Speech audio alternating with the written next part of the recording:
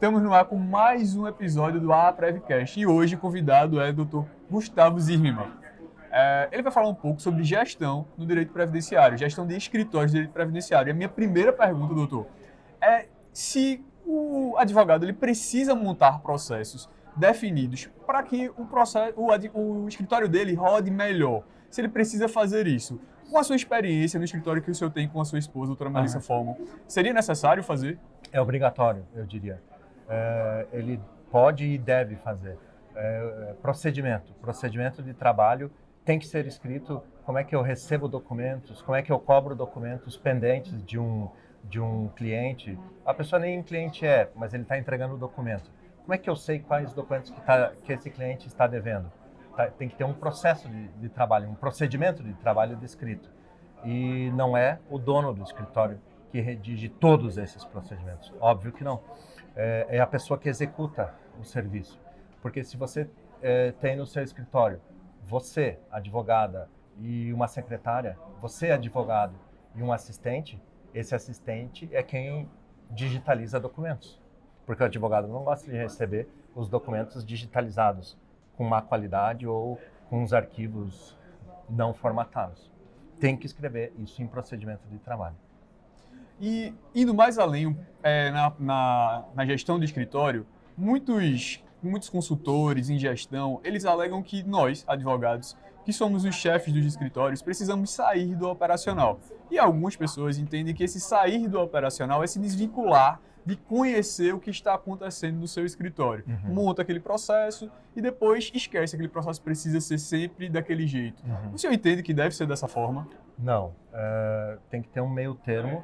É óbvio que a depender do tamanho da equipe, da quantidade de sedes, o escritório, quem sabe, já tem umas 5 sedes, umas 2, 3 sedes, é óbvio que a pessoa tem que circular, ele tem que ver, porque ele tem 3 lugares, 2 escritórios, então ele não pode ficar no operacional, ele tem que sair do operacional, melhor dizendo, só que ele não pode sair totalmente do operacional. Por quê?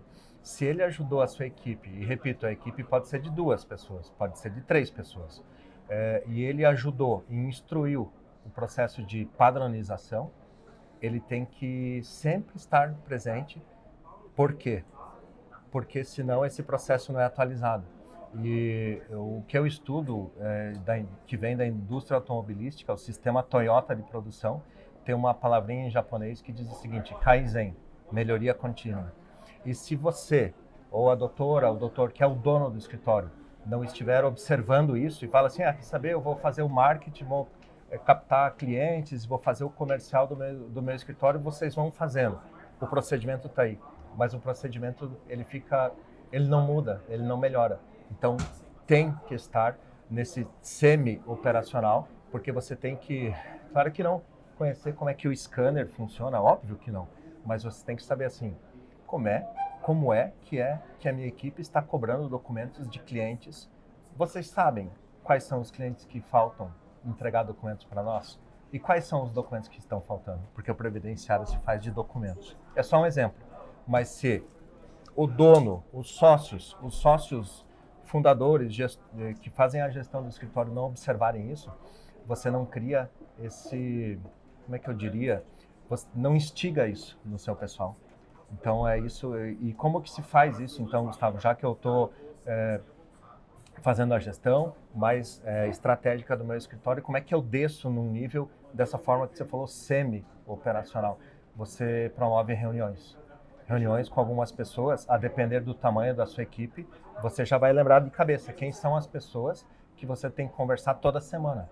E você, como se tivesse um maestro, como é que é o nome? Com a batuta. Batuta ali, regendo toda essa equipe. Tem que entender. Esse maestro, será que ele conhece tudo? Conhece. Porque é ele que está regendo esse time. Então, eu digo assim, se essa pessoa sair desse operacional, virar as costas, entrar no escritório e não saber nem o que está acontecendo, a rotina, assim, perde a mão. Pode até dar um resultado bom. Eu costumo brincar assim, algumas pessoas falam assim, mas está indo tão bem, eu estou indo para Disney todo ano. Eu respondo assim, dá para ir para outros lugares, não só para Disney, pode estar melhor. É verdade, não é? Então, e é a dona que instiga isso, essa melhoria, e com essas reuniões. Ah, Gustavo, você está falando que tem que ter reunião? Estou falando assim, não que eu ame reunião, mas tem que ter. De repente, a tua equipe são 10 pessoas. Como é que você passa informação para essas 10 pessoas? Então, concorda comigo que isso não é um operacional, mas você está ali falando, às vezes, com pessoas que fazem a digitalização no seu escritório e você está ali ouvindo. Será que todos? Acho que sim.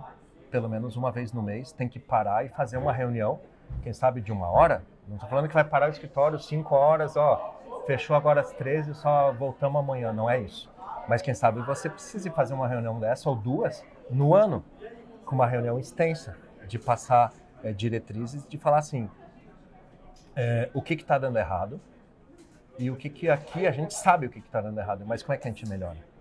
Daí você vai pegar aqueles procedimentos que eu falei e todo mundo vai falar, é aqui, é aqui, é aqui.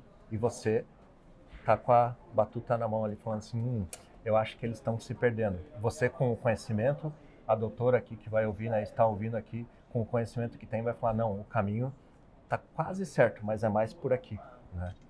Porque se você não fizer isso, você pode até ter resultado financeiro, mas o resultado financeiro, na minha ótica, tá? Para a advocacia previdenciária é taxa de êxito final. Se você instruiu um processo e começou um processo, qual que é a taxa de êxito final do processo administrativo e do processo judicial? E como é que se aumenta essa taxa de êxito?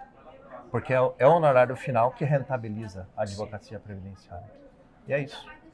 Então, agradeço, doutor Gustavo, pela contribuição nesse episódio do APrevCast. Pessoal, conto com vocês. Estamos encerrando mais um capítulo do APrevCast. Conto com vocês no próximo. Obrigado. Um abraço. Obrigado.